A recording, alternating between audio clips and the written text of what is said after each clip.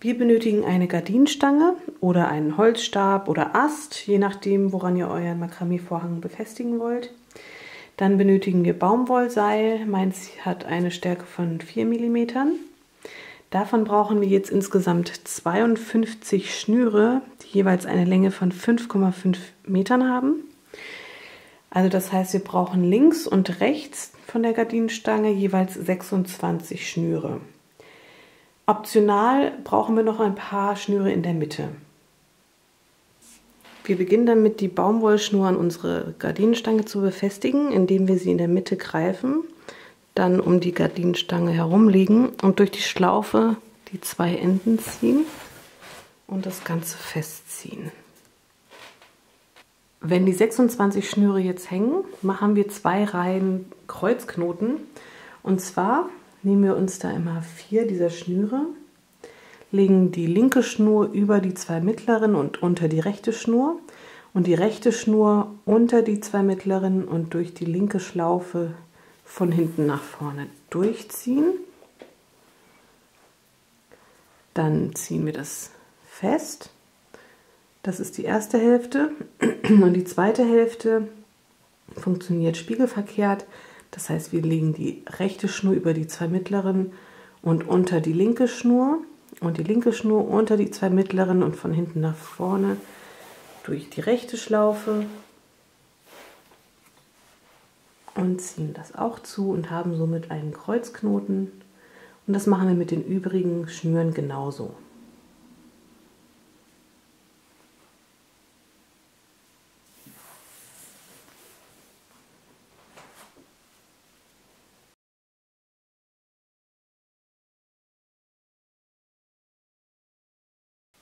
Als nächstes kommt die zweite Reihe Kreuzknoten dran.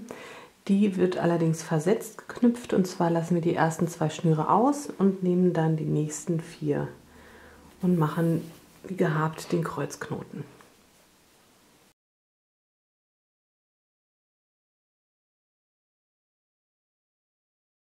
Wenn das gemacht ist, folgt als nächstes so eine Knotenreihe. Und zwar nehmen wir uns hier die linke äußerste Schnur, das wird unsere Leitschnur. Und die halten wir immer in die Richtung, wo die Knoten angesetzt werden. Und zwar funktioniert das so, dass wir uns die zweite Schnur nehmen und dann eine Schlaufe bilden und dann hinter die Leitschnur durch die Schlaufe die Schnur ziehen. Und die Leitschnur ist immer relativ straff. Und das machen wir mit jeder Schnur 2-mal, das heißt diese Schlaufe und dann von hinten nach vorne durch die Schlaufe ziehen und festziehen. So, und das machen wir dann mit allen Schnüren genauso.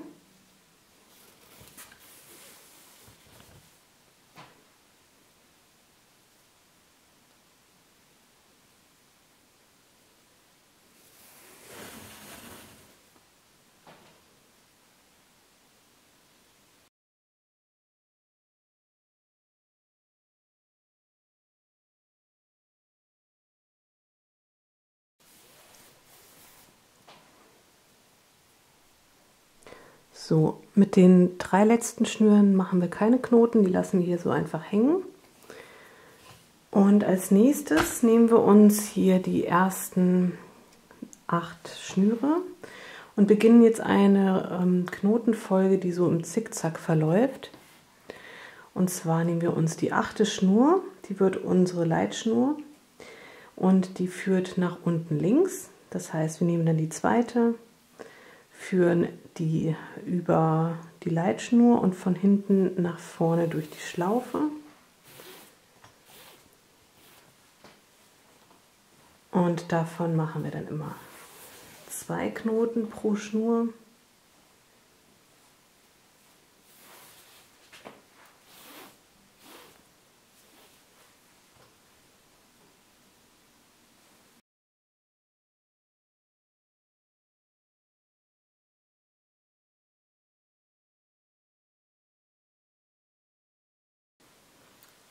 So, und dann nehmen wir uns die rechte Schnur neben dieser Knotenreihe. Das wird dann die nächste Leitschnur. Und dann machen wir mit den folgenden 7 Schnüren das gleiche, nur spiegelverkehrt. Also wieder die Schlaufe und von hinten nach vorne durch die Schlaufe ziehen und mit jeder Schnur 2 dieser Knoten.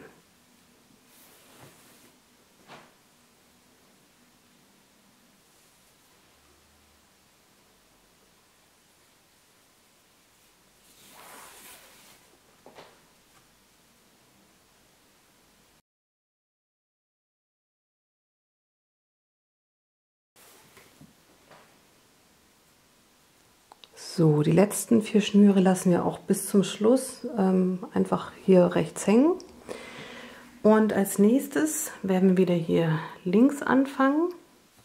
Und zwar nehmen wir uns die ersten 4 Schnüre und machen jetzt immer die erste Hälfte des Kreuzknotens. Das heißt, wir machen hier links die Schlaufe, legen die Schnur über die 2 mittleren und unter die rechte Schnur und die rechte Schnur unter die 2 mittleren und von hinten durch die Schlaufe nach vorne und ziehen das so ein bisschen hoch. Und das wiederholen wir jetzt einige Male.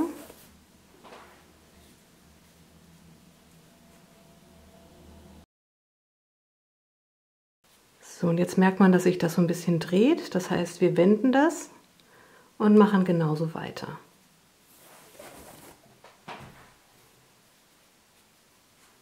So, wir machen jetzt immer 15 dieser Knoten und diese ersten 2 machen wir immer in eine Richtung und dann die nächsten 2 in die andere. Das heißt, dass wir es quasi spiegelverkehrt machen, dass wir nicht links die Schlaufe machen, sondern rechts, sodass sich das dann andersrum dreht.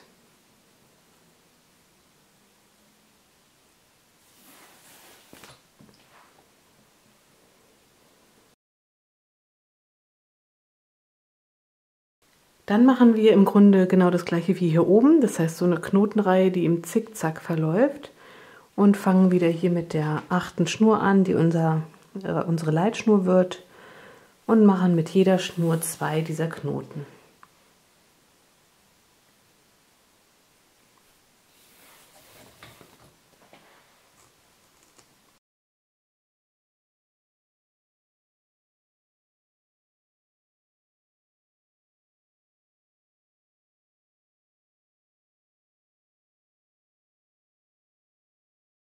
So, wenn wir das gemacht haben, machen wir das gleiche im Grunde nochmal. Also das heißt, wir machen eine Knotenreihe, die diesmal ein bisschen steiler abfällt. Und damit das Ganze verbunden ist miteinander und hier nicht so eine Lücke entsteht, werden wir jetzt erstmal so einen ganz normalen Knoten hier machen. Und das heißt, dass dann das die Leitschnur für die rechte Seite wird und das hier wird die Leitschnur für die linke Seite. Und dann machen wir gehabt wieder unsere Knotenabfolge.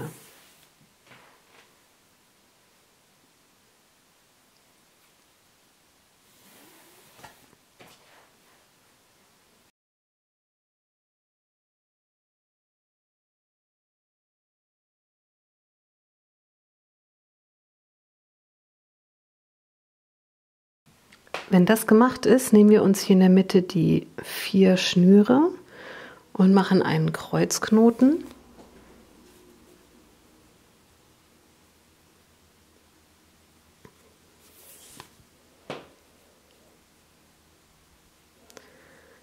Dann nehmen wir uns die 4 Schnüre hier daneben und machen ungefähr auf dieser Höhe auch wieder einen Kreuzknoten. Und auf der rechten Seite auch. Und dann machen wir nochmal in der Mitte weiter unten auch nochmal einen Kreuzknoten.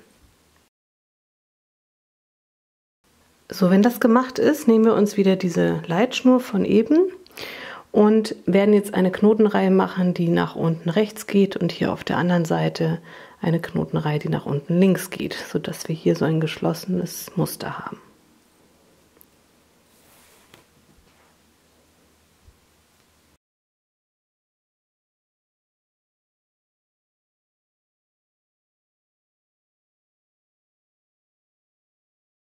Um diese beiden Knotenreihen jetzt miteinander zu verbinden, machen wir einfach nochmal 2 dieser Knoten.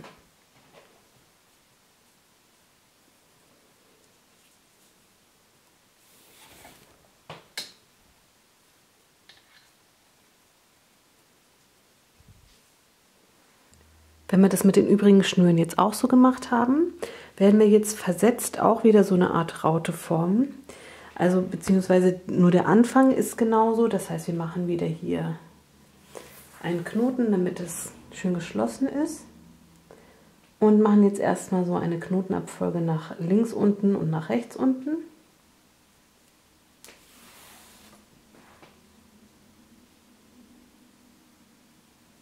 Wenn das gemacht ist, nehmen wir uns wieder diese Leitschnur und machen wieder die Knotenabfolge nach unten rechts.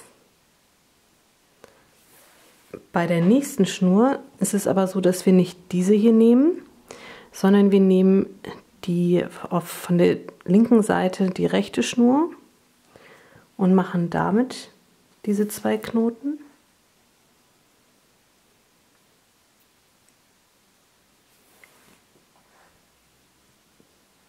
Dann nehmen wir die daneben und machen damit 2 Knoten und in diesem Prinzip geht es dann immer weiter.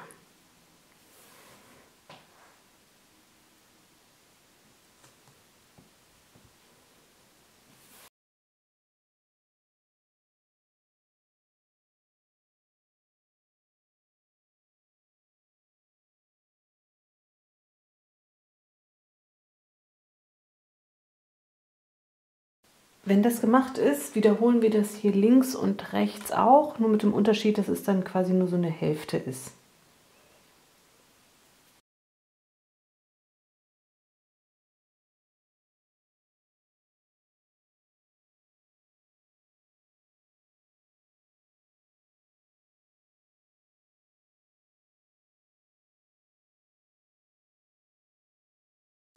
Als nächstes setzen wir unter diese letzte Reihe nochmal eine Knotenreihe